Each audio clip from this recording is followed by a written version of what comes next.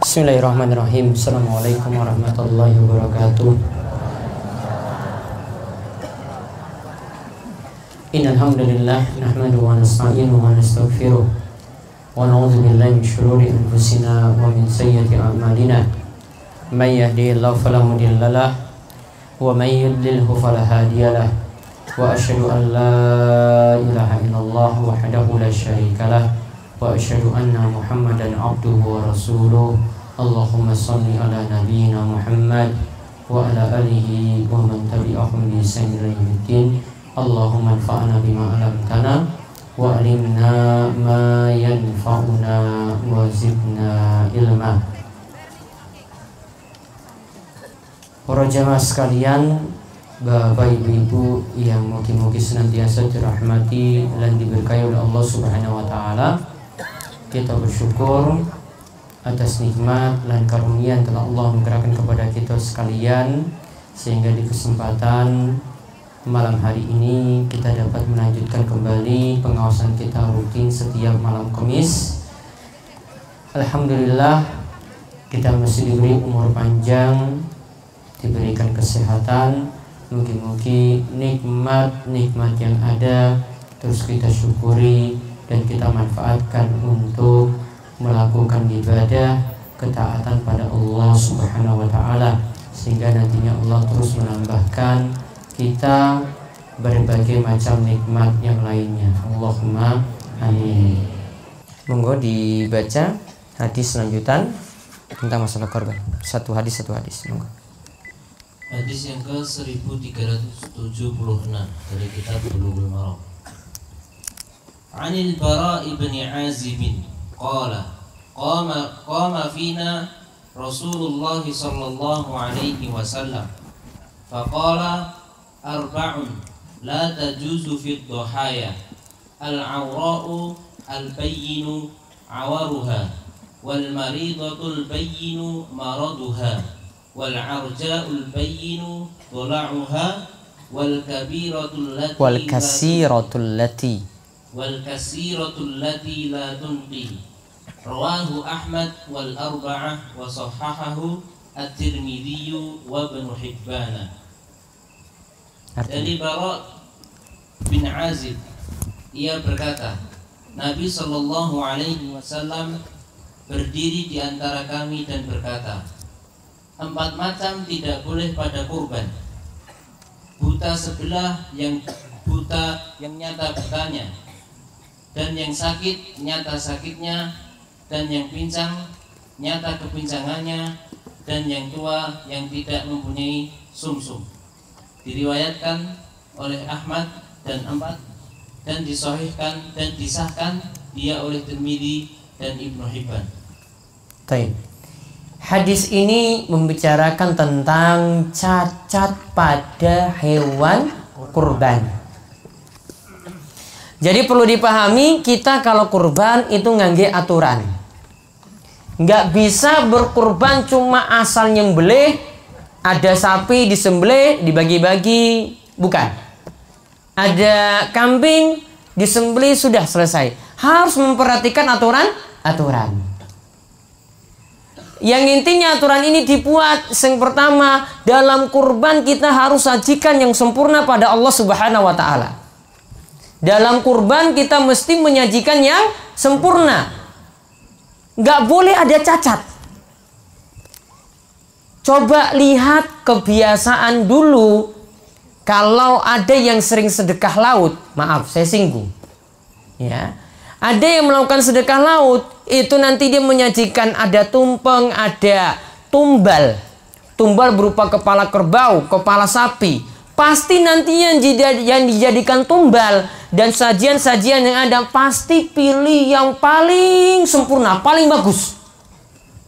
Gak mungkin dia pilih yang kakinya itu pincang, gak mungkin. Gak mungkin dia pilih yang matanya buta sebelah, gak mungkin. Bisa kualat. Nih, bisa kualat seperti itu loh. Masa nyajikan kepada penguasa laut, wah kasih yang cacat, yang paling kurus. Ini bisa kualat ini seperti ini.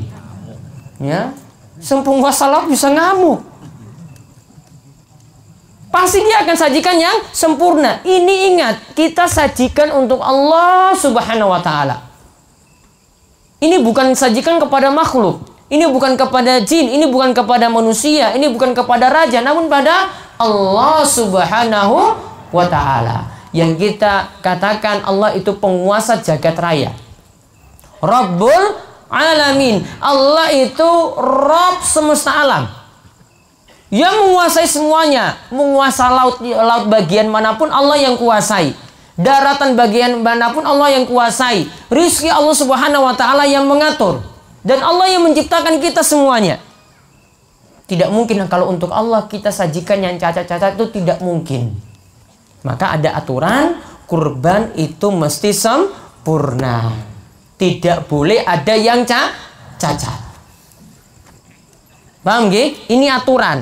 Maka setiap kali ibadah kita itu punya aturan-aturan. Ini bukan berarti ini mempersulit kita, namun bagaimanakah kita bisa belajar terus, mengkaji terus, sehingga kita bisa melakukan ibadah sesuai dengan tuntunan Nabi kita Muhammad Sallallahu Alaihi Wasallam. Karena Nabi itu diutus di tengah-tengah kita, ajarkan agama kita itu seperti apa.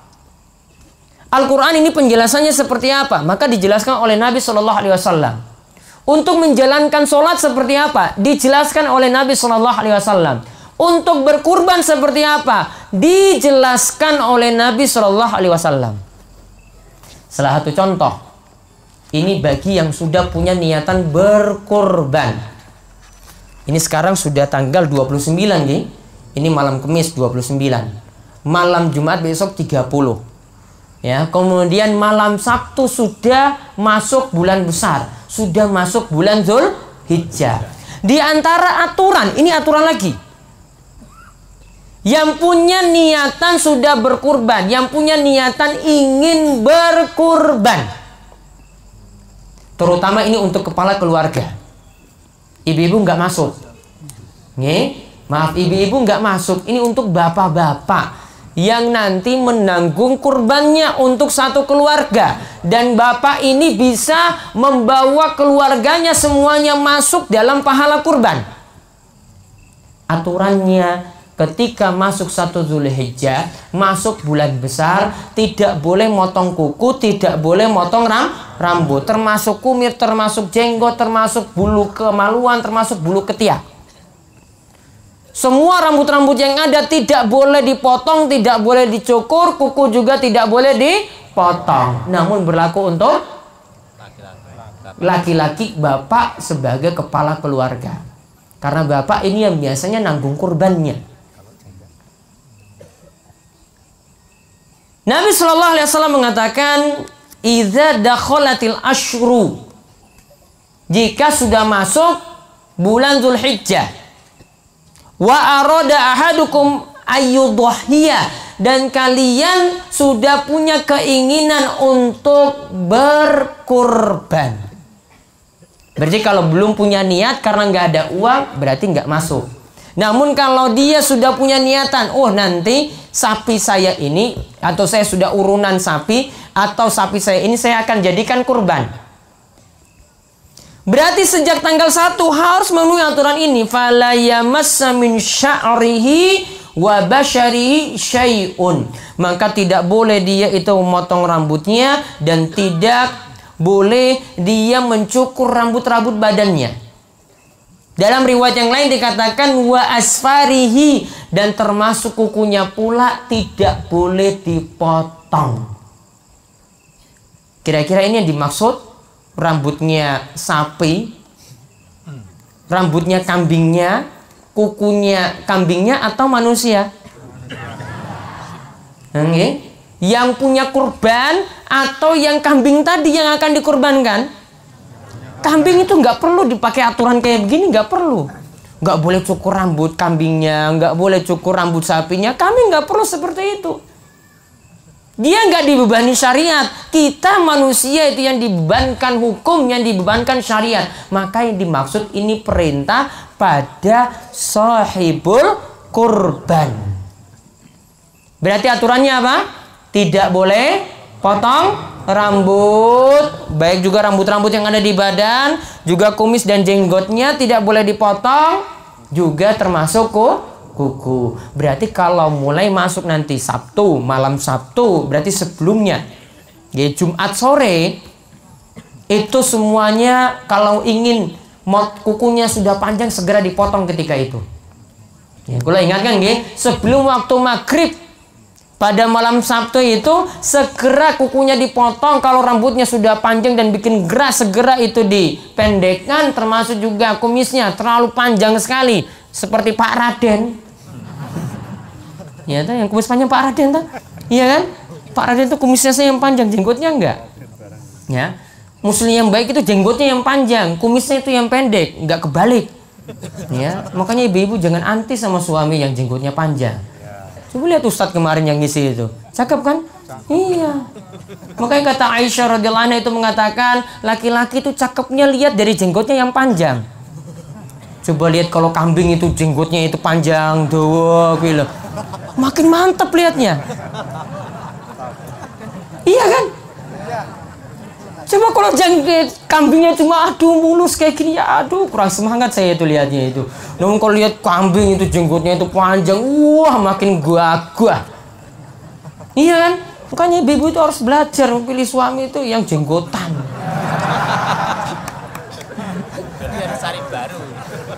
Tapi nggak usah cari sing anyar, suaminya suruh panjangkan jenggot. Ya. Maka rambut-rambut ini tadi tidak boleh dipotong. Ya, dibiarkan tadi, dibiarkan. Makanya tadi sebelum masuk tanggal 1 kalau pingin tadi sudah panjang, sudah kelihatan gerah, itu dicukur segera. Dicukur. Ya, biar nanti di tengah-tengah dari tanggal 1 sampai ini berakhir sampai kapan? Sampai kurbannya disembelih. Berarti kalau tanggal 10 pagi, Senin tanggal 12, itu 10 pagi itu baru disembelih, berarti setelah kurbannya disembelih baru nanti setelah itu dia cukur-cukur bagian-bagian yang tadi sudah panjang. Berarti kalau belum untuk potong, nanti misalnya kok dia pilih hari tasyrik tanggal 13 baru nanti kurbannya disembelih, berarti nanti dia potongnya tanggal 13. Apa alasannya? Para ulama katakan karena ibadah kurban itu mirip seperti orang yang melakukan ibadah haji. Ibadah haji punya aturan seperti ini pula. Ketika sudah mengenakan kain ihram, maka dia tidak boleh potong rambut, tidak boleh potong kuku, tidak boleh potong rambut yang ada di badan pula.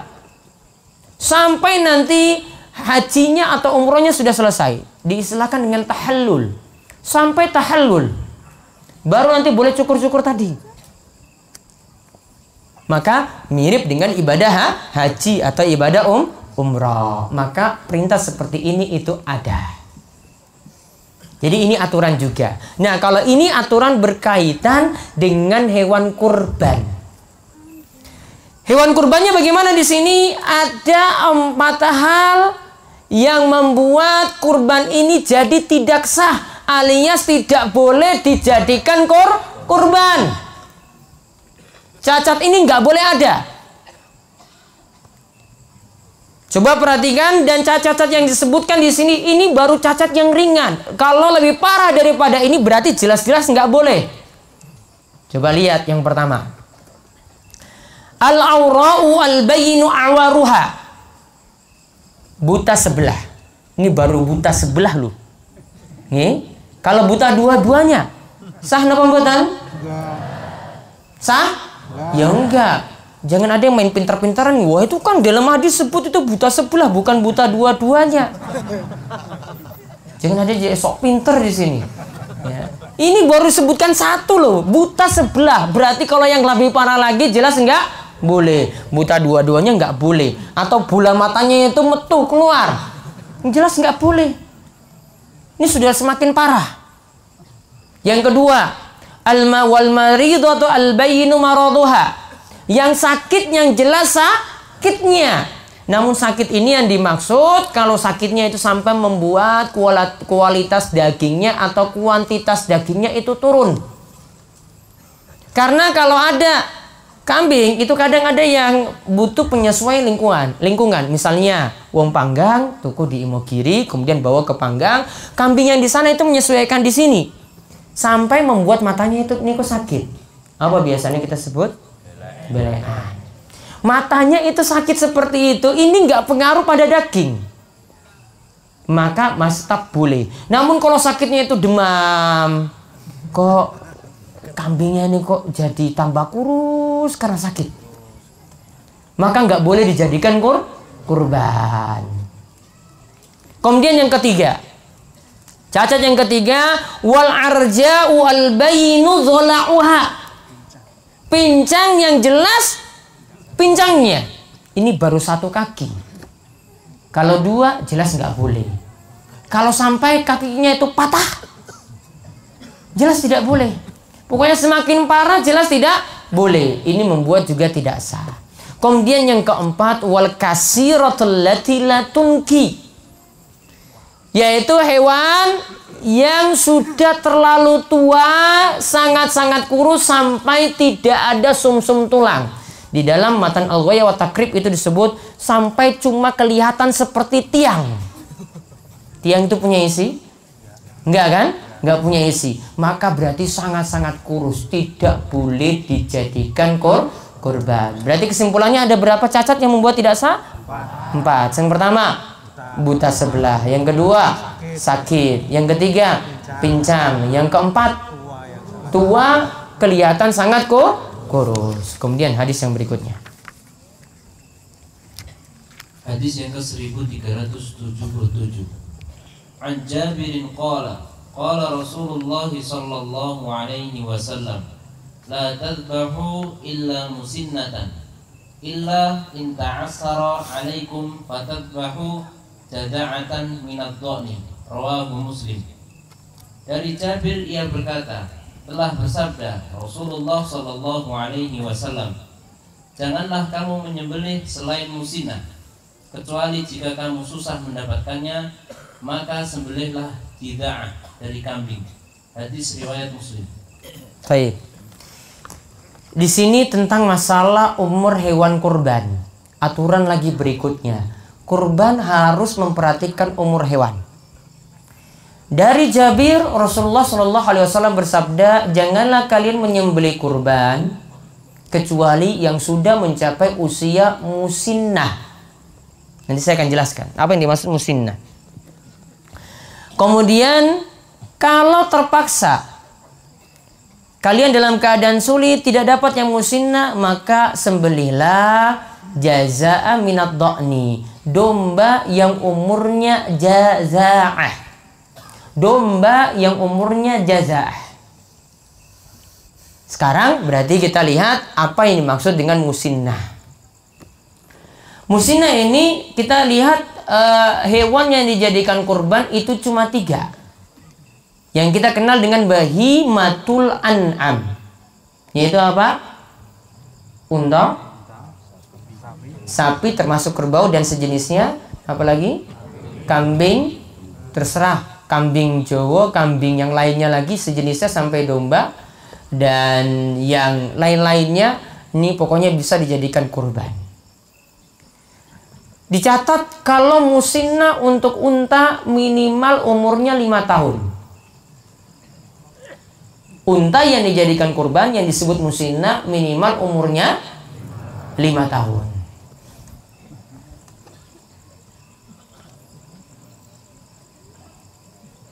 Kemudian untuk sapi, sapi itu disebut musinnah kalau umurnya minimal 2 tahun. Sapi disebut musinnah kalau umurnya minimal 2 tahun. Kemudian kalau kambing disebut musinnah itu kalau umurnya minimal 1 tahun. Walaupun dalam mazhab Syafi'i katakan 2 tahun, namun yang lebih tepat ya minimal untuk kambing itu 1 tahun. Jadi kalau sudah 1 tahun berarti boleh dijadikan kurban. Kalau baru 8 bulan tidak boleh dijadikan kurban. Sama dengan sapi baru 1,5 tahun tidak boleh dijadikan kurban. Umurnya harus mengikuti aturan seperti ini. Kemudian Tadi hadis riwayat Muslim. Berikutnya lagi. Wa an Ali qala amarna Rasulullah sallallahu alaihi wasallam an nastashrifa al-'aina wal udhuna wa la nudhiya bi'awra'a wa la muqabalatin wa la mudabaratin wa la kharqa'a wa la tharma'a. Akhrajahu Ahmad wal arba'ah wa sahahahu at-Tirmidzi wa Ibnu Hibban wal Hakim. Dari Ali bin Abi Thalib, ia berkata, Rasulullah sallallahu alaihi wasallam telah perintah kami supaya kami perhatikan mata dan kuping, dan supaya tidak kami korbankan yang buta sebelah, tidak yang muqabalah dan tidak yang mudabarah, dan tidak yang terbelah kupingnya dan tidak yang ompong gigi depannya. Dikeluarkan dia oleh Ahmad tadi dan empat. Apa? Wala kharqa apa tadi? Dan tidak terbelah kupingnya. Terbelah kupingnya. Terus? Dan tidak yang ompong gigi depannya. Hadis riwayat Ahmad dan empat, dan disahkan dia oleh Tirmidzi, Ibnu Hibban dan Hakim. Baik. Sekarang yang berikutnya disinggung lagi tentang cacat. Cacatnya di sini yang para ulama sebut dengan makruh, cacat yang makruh. Nanti akan disebutkan di sini cacat yang ada masih sah untuk dijadikan kurban, namun baiknya dihindari. Masih sah untuk dijadikan kurban, namun baiknya itu dihindari. Rasulullah SAW di sini memerintahkan kepada Ali agar perhatikan mata dari hewan itu seperti apa. Agar perhatikan telinga. Kata Nabi SAW, janganlah jadikan kurban hewan yang sudah buta sebelah. Kemudian janganlah jadikan kurban untuk yang muqabalah wala mudabarah, yaitu muqabalah telinga tampak depannya ini sobek,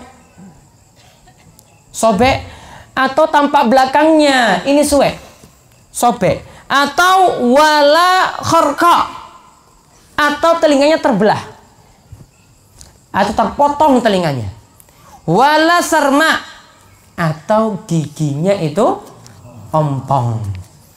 Ya, kalau kita lihat ada yang ompong pun gak enak kan lihatnya, iya kan? Coba lihat kalau ibu lihat suaminya ompong gitu, masih senang juga. Kan sudah anggap kurang sempurna kan? Kurang sempurna. Maaf loh nih.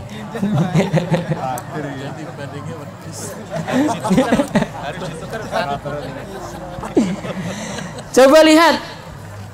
Ini cacat-cacat, kita simpulkan ada cacat yang makruh. Saya sebutkan rinciannya saja. Ada cacat yang makruh yang pertama. Ini disebutkan dalam kitab Syafi'i. Ekornya terputus. Ini masih makruh. Oke, ekornya itu terputus. Ini masih makruh. Kemudian yang kedua, telinganya tadi yang kita bahas ini, telinganya sobek atau terpotong. Ini juga masih makruh. Kemudian yang ketiga, giginya ompong. Kemudian yang keempat,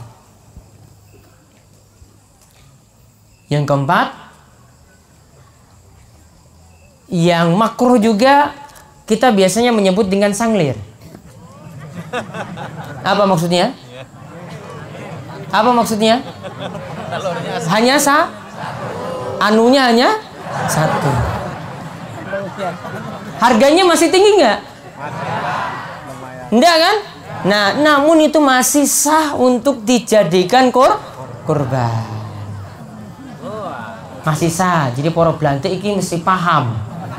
Ya, insya Allah tetap payu. Namun harganya jelas udah turun. Namun kalau jadikan kurban tetap sah. Nah, itu contoh-contoh yang dikatakan makruh. Nah, kemudian hadis yang terakhir kita bahas. An Ali bin Abi Thalib qala amarani Rasulullah sallallahu alaihi wasallam an aquma ala budnihi wa an uqassima luhumaha wa juludaha wa jilalaha ala al-masakin wala u'tiya fi jazaratiha syai'an minha. Muttafaqun alaihi. Dari Ali bin Abi Thalib, ia berkata, saya diperintah oleh Rasulullah sallallahu alaihi wasallam buat mengurus kurban-kurbannya, dan supaya saya bagikan daging-dagingnya, kulit-kulitnya dan pakaian-pakaiannya kepada orang-orang miskin, dan tidak boleh saya beri apapun upah daripadanya buat menyembelihnya. Muttafaqun alaihi.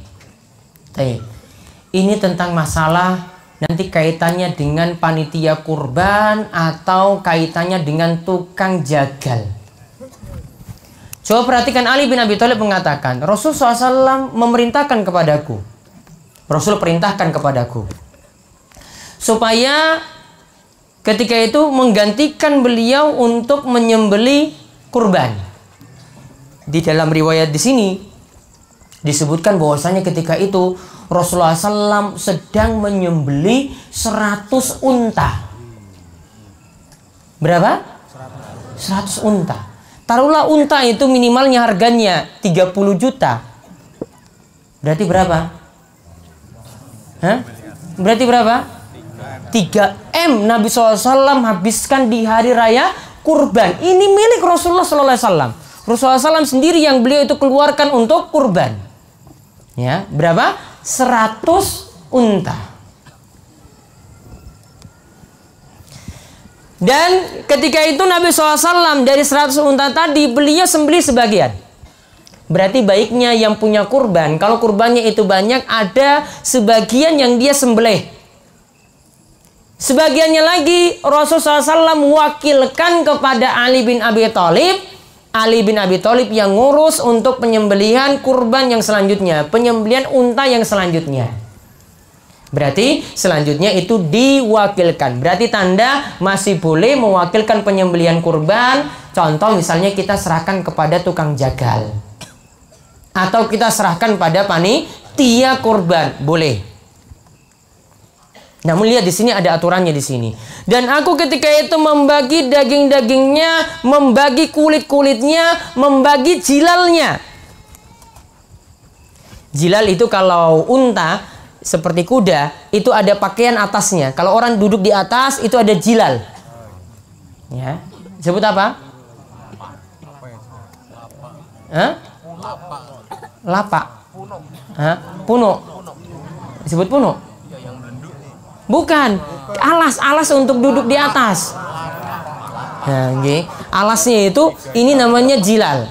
Semuanya pokoknya dibagi kepada siapa? Alal masakin, dibagi kepada orang miskin. Perhatikan ya, nah, Ali itu bagi daging, juga bagi kulit, juga bagi jilalnya tadi. Dagingnya dibagi, kulitnya juga dibagi, semuanya dibagi, nggak dijual.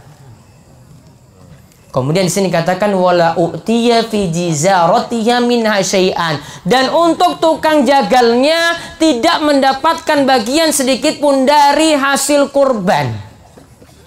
Tukang jagal tidak mendapatkan bagian sedikit pun dari hasil kurban. Disebutkan dalam riwayat Ali bin Abi Thalib cuma menyerahkan uangnya sendiri, tidak mengambil dari hasil kurban. Berarti kita dapat simpulkan di sini, seluruh hasil kurban itu disedekahkan, tidak boleh dijual belikan. Seluruh hasil kurban ya itu semuanya diserahkan, tidak boleh diperjualbelikan. Karena dikuatkan lagi dalam riwayat yang lain, Nabi SAW itu mengatakan, ya, man ba'a jilda udhiyatihi fala udhiyata lahu. Siapa yang jual kulit kurbannya, maka kurbannya itu tidak diterima. Siapa yang jual kulit kurban, ya, maka kurbannya itu tidak diterima. Hadis ini diriwayatkan oleh Imam Al-Hakim. Hadisnya sahih. Maka ini aturan penting, Bapak Ibu sekalian, terutama panitia kurban, tolong perhatikan ini. Kadang panitia kurban itu jual, kemudian nanti beli lagi daging lagi dibagikan. Yang pertama sudah melanggar jual beli, tetap disebut jual beli, nggak boleh. Lihat tadi Ali serahkan semuanya kepada orang miskin, kulit pun demikian. Juga juga sama, ada yang jual keuntungannya sudahlah masuk ke kas masjid saja. Tidak boleh juga. Ini kalau kurban, kita itu tidak cari-cari untung. Tidak cari untung juga untuk masuk dalam kas masjid. Jadi panitia kurban semuanya itu kerja sosial, ingin cari pahala. Terus gimana kalau untuk upahnya? Yang telah bantu-bantu tukang jagalnya, yang nguliti, yang bantu-bantu nyebarkan semuanya, gimana mereka bisa dapat upah? Maka Ali tadi katakan di sini apa? Dia tidak ambil dari bagian kurban, namun ambil dari sakunya sendiri. Ada kas masjid. Atau mungkin ketika saat pengumpulan dana kurban, ada dana berlebih. Misalnya kurbannya itu terkumpul 16 juta, ternyata dapat yang harganya 15,5. Oke, berarti sisa 500 ribu. 500 ribu itu bisa untuk biaya panitia. Ya, kasih uang untuk mereka. Tidak ada masalah seperti itu. Namun kalau diambil dari hasil kurban, wah ini jenengan panitia nggih. Nah, yang untuk rakyat jelata dapat 1 kilo, untuk jenengan dapat 2. Ini berarti 1 kilonya itu sebagai upah. Tidak dibolehkan. Sama juga kalau sarankan kalau ingin makan-makan panitia, baiknya tidak buat makan panitia khusus. Panitianya 10 orang, warga masyarakat nggak boleh gabung. Ya, cuma khusus yang jadi panitia saja yang 10 tadi. Masyarakat tidak boleh gabung. Ini juga sama saja dia menjadikan hasil kurban tadi sebagiannya untuk panitia, berarti panitia diupahi dari daging kurban. Baiknya gimana? Semuanya itu bantu dalam kegiatan kurban tadi, semuanya turun. Ya. Dan semuanya makan bareng-bareng. Semuanya jatahnya sama, nggak pilih-pilih. Wah ini tukang jagal, wah jenengan ini yang dapat porsi nanti lebih banyak. Ya, yang cuma nguliti ya sudah dapat setengah porsi saja. Ya, yang cuma nyebarkan saja, ngantar-ngantar saja ya sudah jenengan 1/4 aja. Nggak boleh seperti ini. Berarti sudah jadikan jatah khusus tadi sebagai upah. Oke, jadi ini aturan ya, yang ini kaitannya dengan panitia kurban, termasuk juga kaitannya dengan tukang jagal. Wallahu a'lam bishawab. Ini yang bisa kita bahas. Insyaallah pembahasan berikutnya masih ada hadis yang nanti akan dibahas. Dan khusus para takmir sekali lagi kita akan bahas panduan kurban ini secara lengkap. Ya, ini dibahas secara detail di sini, dan nanti setiap yang hadir insyaallah terutama untuk para takmir akan dibagikan untuk perihal buku panduan kurban tadi. Nggih, monggo. Ya, malam Senin besok nggih hadir, ditambah dengan membawa data jumlah jamaah, nama masjid, kemudian alamat, kemudian nanti ada nama takmirnya sekaligus dengan nomor HP, kemudian nanti kami minta jumlah jamaahnya itu berapa kakak, lalu jamaah yang aktif pengajian itu berapa, yang aktif pengajian di sini itu berapa, dan nanti kami akan minta pas hari H itu tanggal 4 besok ya untuk kemampuan kurban di masjid masing-masing itu berapa, nanti disebut, misalnya sapinya sudah 10 ya, kambingnya itu 20, dicatat. Nggih, ditolong datanya dimasukkan. Barangkali ada yang memang sangat-sangat butuh, itu nanti akan diprioritaskan untuk masalah kurban. Dan kami mohon untuk kejujurannya dari masjid masing-masing. Nggih, ini kemauan untuk perihal hari Senin besok. Kemudian ada yang bertanya dulu kaitannya dengan kurban, terutama ibu-ibu. Bapak-bapak malam Senin, yang paling utama malam Senin. Ya, besok malam Senin mau bahas 1 jam pertanyaan juga monggo. Sekarang ibu-ibu dulu. Sudah ada di sana. Ya. Ibu. Ibu wonten? Nggih, monggo.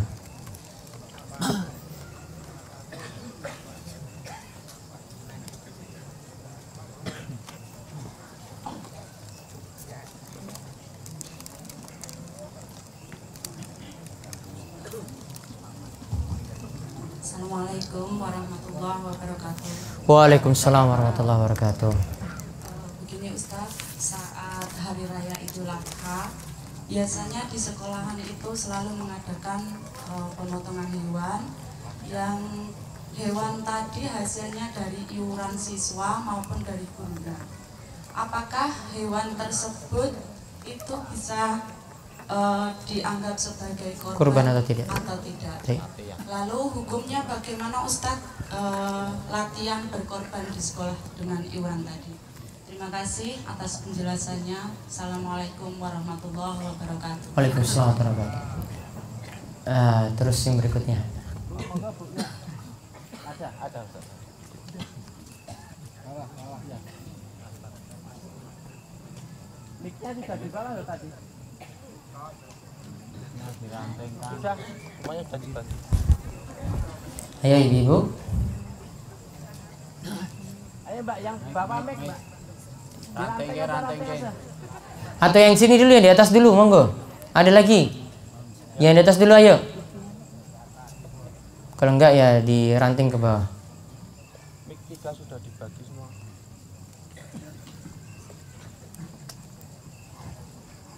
Ayo terus. Ya, ayo. Assalamualaikum warahmatullahi wabarakatuh. Waalaikumsalam warahmatullahi wabarakatuh. Saya mau tanya Ustadz, kaitannya juga dengan tadi anak-anak sekolah. Kelompok kami itu ada pengajian ibu-ibu. Jumlahnya ada kurang lebih 90 orang. Itu setiap tahunnya mengadakan iuran untuk membeli sapi. Sapinya. Tapi iurannya itu dapat sapi satu itu digilirkan untuk 7 orang. Itu bagaimana Ustadz? Hukumnya bagaimana? Atau apa itu sah ataukah tidak? Ini arisan berarti Bu, bukan? Atau cuma iuran saja? Iuran tapi untuk korban terus digilir untuk 7 orang. Nanti 90 orang itu bisa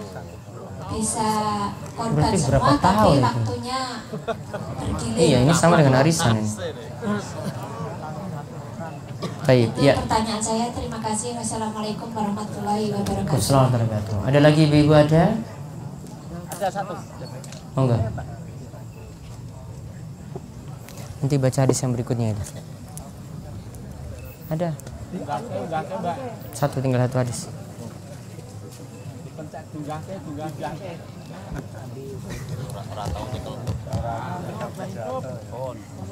Oke, monggo. Di-on kan. Iya.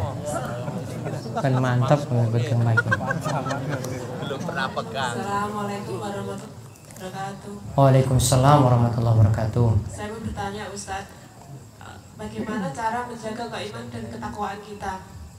Sekian saja pertanyaan dari saya. Wassalamualaikum warahmatullahi Cara jaga iman dan takwa kita. Masya Allah. Ada lagi? Ibu-ibu ada lagi?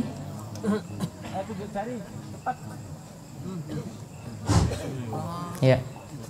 Satu lagi. Assalamualaikum warahmatullahi wabarakatuh. Aku jadi suara lanang ini. Ya, monggo.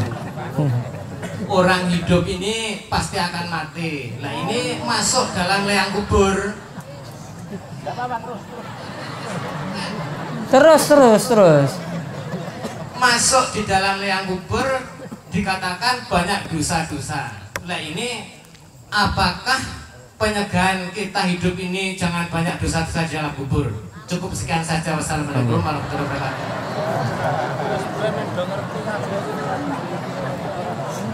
Baik. Sing pertama, lihat. Sing wani bertanya itu berarti belum jelas, maka tanya. Nih.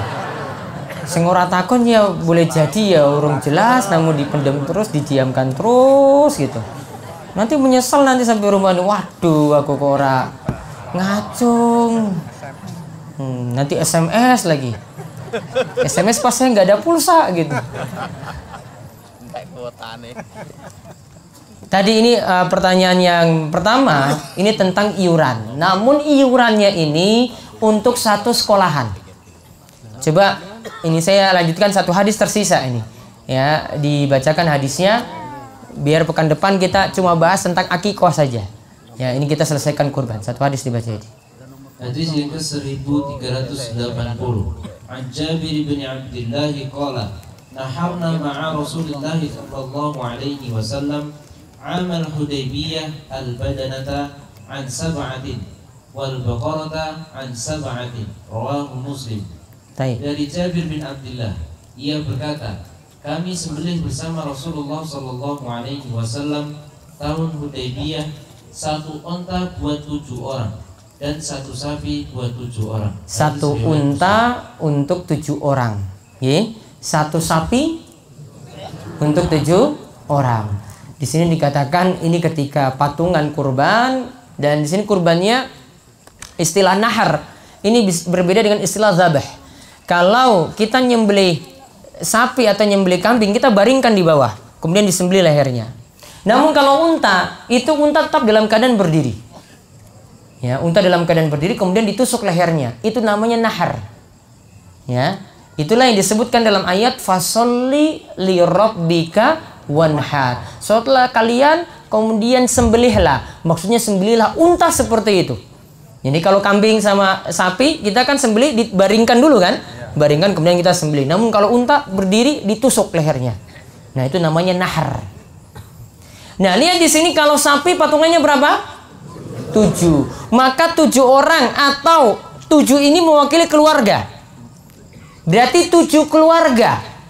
Ya. Namun ingat ya, biayanya itu cuma dari 7 orang. Namun bisa menamakan satu bagian ini bisa menamakan keluarga. Maka dari 7 ini dapat 1 sapi. Ya, 7 orang ini dapat 1 sapi. Patungannya 7. Berarti kalau kurang dari 7 masih boleh. Lebih dari 7 tidak boleh. Maksimalnya 7. Nah, ini kalau patungannya misalnya murid sekolahan, taruhlah 150-200 anak. Masing-masing iuran. Ya, mungkin iurannya berapa berarti? Ya, 20.000. Ya, 20.000 atau tadi ada 100 anak 20.000 iurannya, atau 200 anak tadi ada iurannya 10.000, dapat 1 ekor kambing. Maka untuk kambing itu tidak boleh ada patungan, cuma hanya dari 1 orang. Namun kalau sapi boleh, namun dibatasi cuma 7 orang. Maka kalau dikatakan tadi ini dari iuran guru plus anak-anak murid, itu cuma latihan kurban, alias cuma makan-makan. Tidak disebut kurban.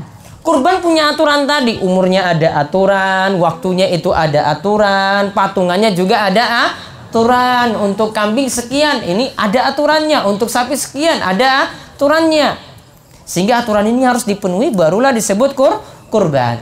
Maka Nabi SAW pernah lihat ada aturan kurban itu yang dilanggar. Nabi SAW cuma mengatakan syatu ka syatu lahmin.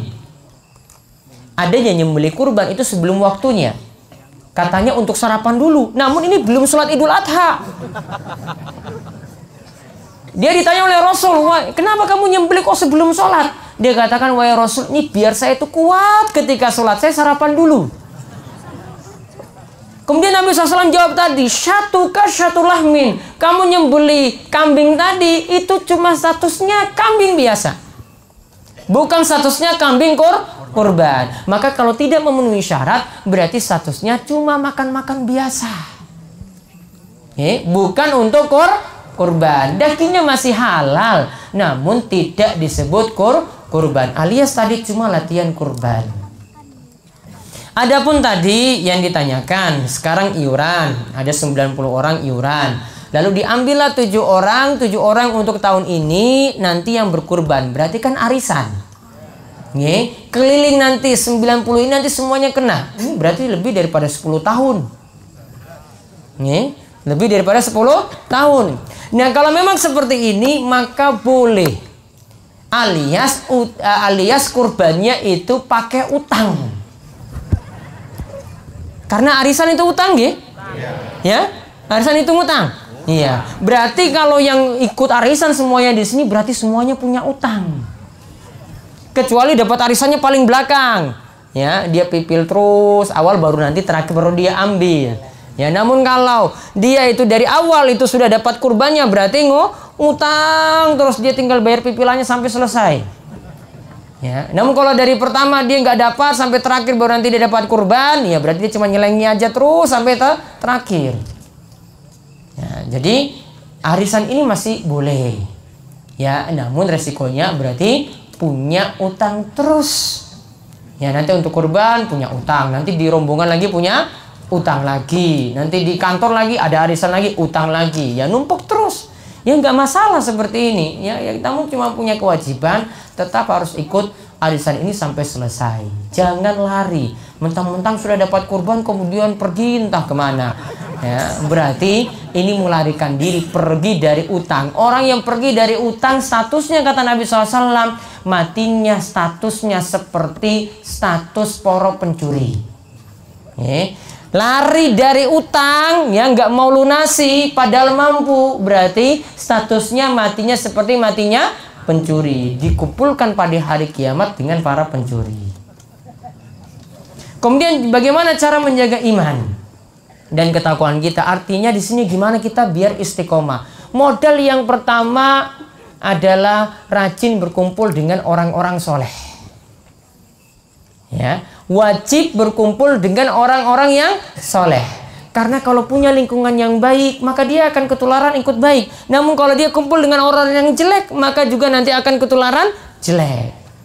Orang yang biasa kumpul dengan para pemabuk, biasanya minum terus. Taruhlah 1 bulan dia nggak minum, insya Allah bulan kedua bisa ketularan. Ya, wah sih kok ini dia minum kok nikmat, 1 bulan belum. Bulan kedua nanti akan ketularan. Karena orang Arab itu katakan yang namanya teman, as-sahibu sahibun. Namanya teman dekat itu sifatnya itu narik. Ya, yang namanya teman dekat nanti akan narik terus. Maka orang itu lama-lama itu akan ketularan dengan teman dekatnya. Maka ini modal utama. Kemudian yang kedua, iman bisa terjaga kalau terus berada di majelis ilmu. Tolabul ilmi terus, rajin ngaji terus.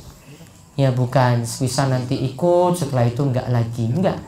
Namun dia jaga keistiqomahannya dalam ngaji, maka Allah akan terus menjaga imannya.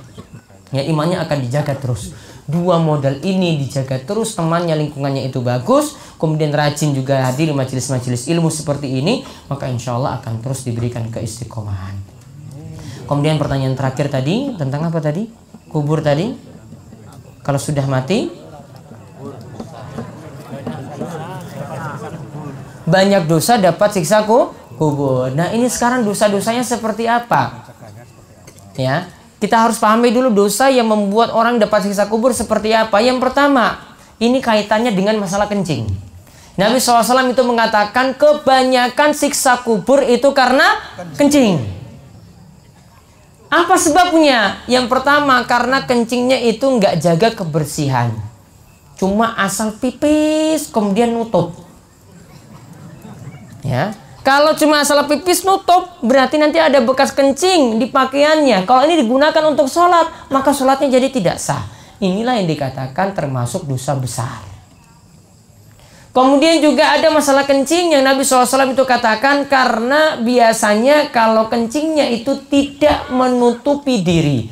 Cuma asal kencing di tempat terbuka, sudah selesai, kemudian jalan. Padahal di sini dilihat oleh kanan kiri. Juga di sini kalau ini tempat terbuka, tempat umum, tempat orang duduk, tempat orang nongkrong, akhirnya membawa bahaya juga pada orang lain. Akhirnya yang lainnya nanti ya bisa kena kencing atau bekas kencingnya. Inilah yang Nabi SAW katakan kebanyakan siksa kubur itu dari kencing. Maka kalau ingin selamat dari siksa kubur seperti ini, maka kencingnya jagalah baik-baik. Kencing di tempat tertutup, kencingnya dijaga kebersihan. Kemudian yang kedua, siksa kubur itu karena mengadu domba, terus memfitnah orang, terus membuat masalah di masyarakat. Ini yang biasa juga mendapatkan siksa kubur. Maka kalau ingin selamat, jangan suka memfitnah orang. Wallahu a'lam bishawab. Itu yang bisa kami sampaikan untuk kesempatan kali ini. Sebelumnya, sebentar, masih ada sebentar, belum. Dapat kertas ini nggak ada kaitannya nih. Bagaimana sikap kita ketika kita menjadi panitia kurban? Kemudian kita mengajarkan kepada ketua panitia untuk tidak menjual kulit, tetapi tetap panitia tetap menjual kulit. Apakah kita sebagai panitia keluar dari kepanitiaan atau tetap jadi panitia? Saran saya tetap suruh untuk mengikuti aturan seperti tadi. Mungkin barangkali jenengan nggak punya wewenang di situ, cari tokoh yang bisa berpengaruh. Kalau tidak, suruh panitianya ikut kajian malam Senin besok. Ya, termasuk ketua panitianya juga. Suruh ngaji. Ya, suruh ngaji. Karena ini seperti ini malas ngaji berarti. Cuma tahu turun temurun seperti ini, kulit pokoknya dijual, nanti ditukar daging, daging dibagi. Nggak mau ngaji, ya suruh datang malam Senin. Ya insya Allah sudah dapat solusi nanti. Ke DS loh, bukan ke yang lain. Ya, ke DS gitu kata Pak Camat, nggak ke yang lain. Orang yang diberi amanat, tentang masalah amanat masih umum. Ini kemauan. Kemudian ini ada umuman penting. Yang pertama, tolong ini nggak terulang lagi. Ini beberapa kali ini jamaah ada yang tertinggal loh. Terutama saking Purwosari ini. Saking Purwosari ini beberapa kali terus ada yang sepuh-sepuh, terutama itu ditinggal, terus orang dihitung ini sing nyopir. Allah, bulak-balik ini sing saka pesantren ini ngantar terus loh. Kayak gawean camate. Camatnya juga pada bingung juga ini. Tolong nggih, terutama saking Purwosari ini ditinggal beberapa kali loh. Ada yang dari Karangnongko kemarin, dari Coracari, ada lagi yang dari sana. Pokoknya Giri Purwo terus ini. Jombang. Ya, Jelumpang kan Giri Purwo juga kan? Iya, Giri Purwo terus nih yang ketinggal. Harus ngantar. Ya Allah. Kemudian pengumuman untuk malam Senin kita ada kajian untuk yang sekitar Wonosari. Paginya itu ada kajian di Kepek di pesantren Al-Itisam Putra. Itu kajiannya juga sama, namun saya membahas hadis-hadis tentang masalah kurban jam 7:30 sampai jam 9. Kemudian jam 10-nya saya kajian di Banyumeneng bersama jamaah Banyumeneng dengan Bibal dan juga Sumber. Ya, bagi yang sekitar Panggang Utara silakan untuk hadir hari Ahad di Masjid An-Naim kalau nggak salah. Naim ya, betul nggak? Ya, An-Naim di Banyumeneng yang masjidnya dekat Balai Pedukuhan itu. Ya.